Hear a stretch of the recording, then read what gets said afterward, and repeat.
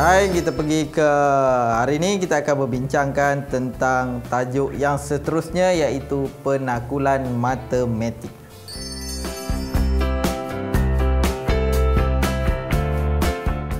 Pernyataan. Okey. Ayat yang dimaksudkan sama ada benar atau palsu tetapi bukan kedua-duanya. Telur Intan terletak di negeri Sabah. Ya ke? Telur Intan kat Perak. Jadi ini adalah palsu. Pernyataan ini adalah palsu. 2 tambah 3 sama dengan 5. Benar. Pernyataan ini adalah benar. Hasil tambah sudut dalam sebuah segitiga ialah 180. Yang seperti kita semua tahu bahawa itu adalah benar.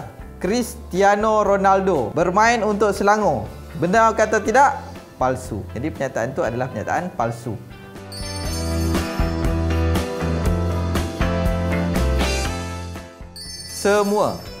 Semua objek perlu dipertimbangkan.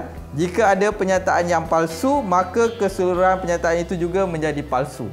Contoh, semua nombor perdana ialah nombor ganjil. Betul ke? Sebab kita ada satu nombor perdana, 2. Nombor 2 dia adalah nombor genap. Jadi pernyataan ini benar atau palsu? Pernyataan adalah palsu. Kalau sebilangan pula, sekurang-kurangnya satu objek perlu dipertimbangkan. Asalkan terdapat satu objek yang menyokong, maka keseluruhan pernyataan adalah benar. Sebilangan nombor perdana ialah nombor ganjil.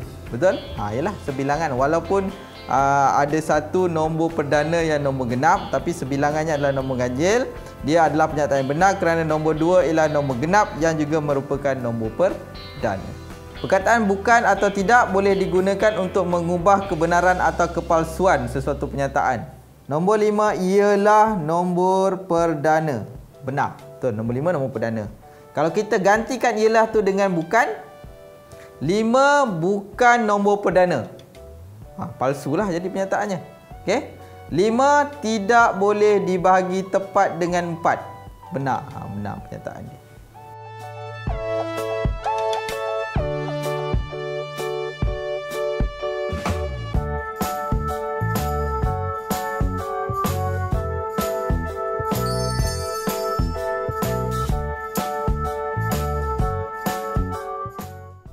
Saya highlightkan perkataan dan atau.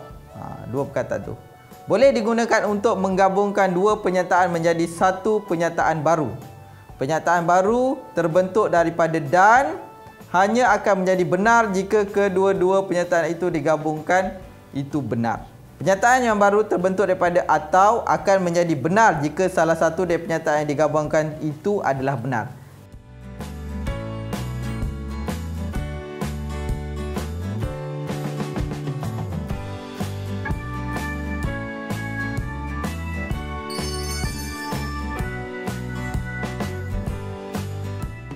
Suatu pernyataan yang menggabungkan hipotesis dan akibat menggunakan ayat jika P maka Q. Ini ayat yang kita kena tahu ini je. Kita tengok, jika X ialah integer positif, ini dinamakan antijadian, maka 2X ialah nombor genap, ini adalah akibat. Kita tengok contoh. Tak faham yang ini, kita tengok contoh.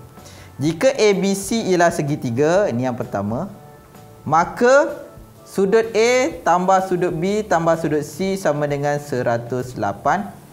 Kalau kita tengok hipotesis ini adalah yang ini. Okey. Manakala akibat ialah akibat ni yang inilah. Dia dihubungkan dengan ayat jika dan juga maka. Satu pernyataan yang mengandungi jika dan hanya jika adalah singkatan daripada dua implikasi. P jika dan hanya jika Q. Implikasi 1, jika P maka Q. Implikasi 2, jika Q maka P. Set P ialah set kosong. Jika dan hanya jika set P tidak mempunyai unsur. Okey, maksudnya kita kena buat dua implikasi. Set P ialah set kosong. Ini kita namakan dia. Okey, ini P. Jika dan hanya jika set P tidak mempunyai unsur. Kita gabungkan dengan perkataan jika dan maka. Ini P, ini Q.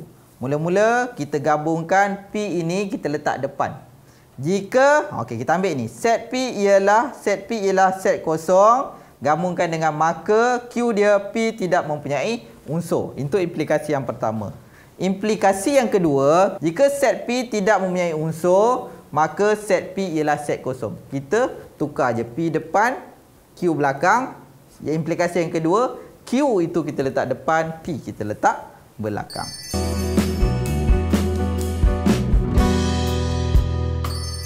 Hujah. Proses membuat kesimpulan berdasarkan beberapa pernyataan yang diberi.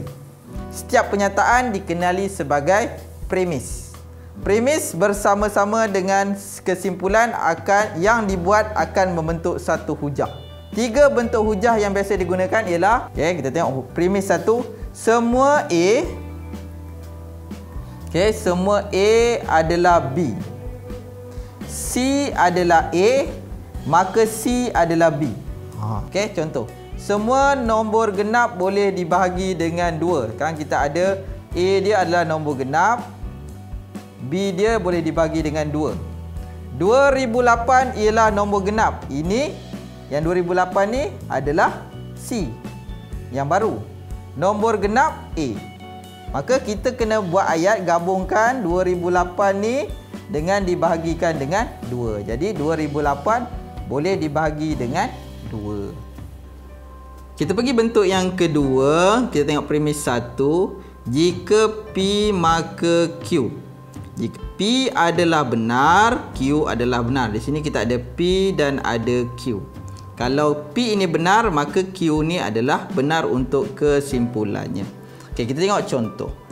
Jika 2X tambah 1 sama dengan 3, ini P. Maka X sama dengan 1, ini Q. Kita tengok pernyataan pada premis 2 ini. 2X tambah 1 sama dengan 3, maka sama dengan atas ni.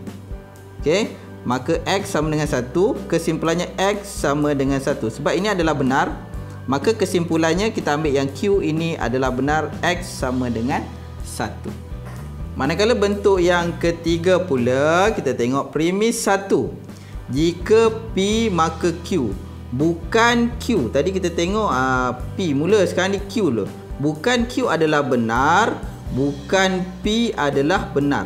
Kita tengok contoh untuk lebih kefahaman lagi. Premis 1. Jika A subset bagi B, maka A kesatuan B sama dengan B.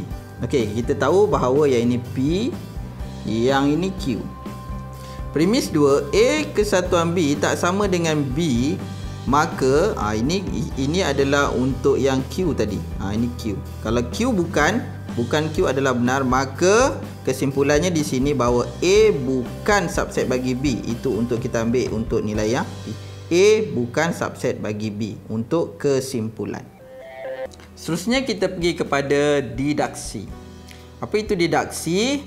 Didaksi adalah proses membuat kesimpulan bagi kes khusus berdasarkan pernyataan umum yang diberi.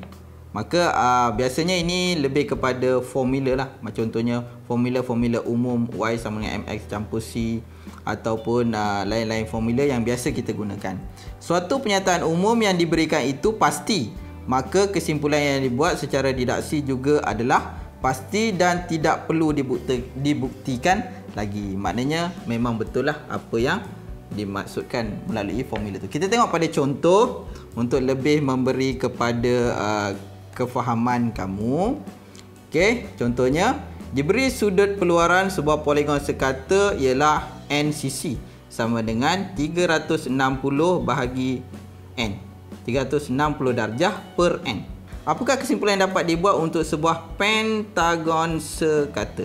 Kita tahu bahawa pentagon ada berapa sisi? Ada 5 sisi.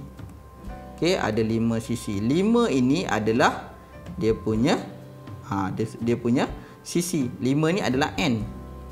Jadi kita ganti untuk kesimpulan yang dibuat, kita gantikan nilai N itu dengan 5. Jadi sudut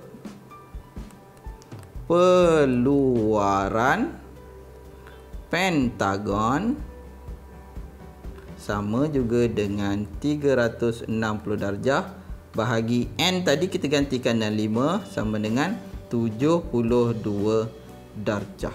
Jadi kita tahu bahawa yang ini sebenarnya adalah untuk pernyataan umum. Okey, manakala yang ini adalah untuk kesimpulan khusus. Itu adalah untuk didaksi. Memandangkan pernyataan umum yang diberi ini adalah pasti, maka kesimpulan yang dibuat secara didaksi juga pasti dan tak perlu dibuktikan lagi. Memang sudut plural untuk pentangguh adalah 72 darjah. Aruhan adalah satu proses membuat kesimpulan umum berdasarkan kes-kes khusus yang diberikan.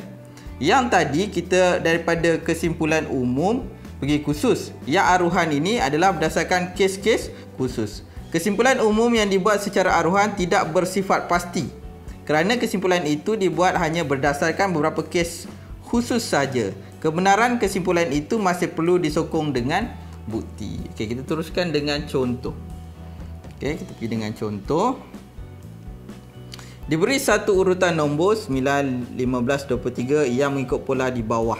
Okey, diberi daripada pola yang diberi ini, apakah kesimpulan yang dapat dibuat bagi urutan nombor itu? Kita tahu ini adalah kes khusus. Okey, kes yang khusus. Diberikan kes ini khusus. Okey, apakah yang kita boleh buat kesimpulan berdasarkan urutan nombor itu? Okey, kalau kita tengok pola, biasa melibatkan pola urutan nombor ni. Pola bagi urutan nombor ni boleh ditulis sebagai n dalam kurungan n tambah 1 tambah 3. Sebab kalau kita tengok 3 ni sama. Okey, n ini, okey, kalau kita tengok n ini dan n ini juga adalah dengan keadaan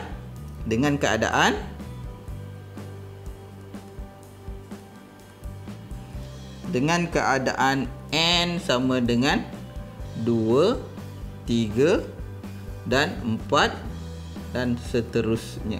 Yang ini kita namakan dia sebagai kesimpulan umum. Okey, ini adalah kesimpulan umum bagi aruhan tersebut.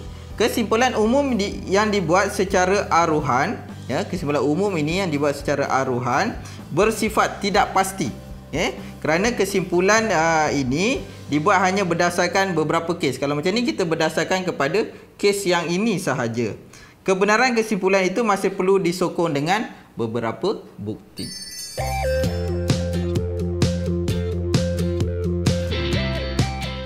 Lengkapkan pernyataan berikut dengan menggunakan pengkuantiti semua. Sama ada kita nak letak perkataan semua atau sebilangan untuk membentuk suatu pernyataan benar. Cuba kita letak semua. Semua persamaan kuadratik mempunyai dua punca yang sama. Kan? Tak boleh. Ada yang persamaan kuadratik yang tak sama dia punya punca dia. Maka kita kena letak sebilangan sebab sebahagian saja. Jadi kita tulis sini sebilangan yang membolehkan pernyataan ini menjadi benar. Tulis dua implikasi berdasarkan pernyataan berikut. Implikasi ini biasanya kita gabungkan dengan perkataan jika, tengah-tengahnya maka. Okey, implikasi satu kita letak P depan, Q belakang. Implikasi yang kedua kita letak Q depan, P belakang. Ini mudah je. Kita kesan dulu mana P mana Q. Tuliskan dua implikasi perkataan berikut. P tolak Q lebih besar pada kosong. Ini satu. Okey. Lagi satu, P lebih besar daripada Q. Kat situ. Okey, kita sambungkan dengan perkataan jika. Jika mula-mula yang kuning tu kita letak depan, P tolak Q lebih besar daripada kosong, maka P lebih besar daripada Q. Okey. Kita dah letak kuning depan. Sekarang kita letak biru ni pula depan. Jika P lebih besar daripada Q, maka P tolak Q lebih besar dengan kosong. Selesai, senang, tak payah kira. Untuk penanggulangan matematik ni dia tak perlu kira. Tapi kena faham perkataan hujah, apa yang dimaksudkan hujah, premis, apa dia implikasi, mana P, mana Q, tengok bentuk-bentuk yang diberikan. Harapnya semua boleh faham dan boleh jawab soalan.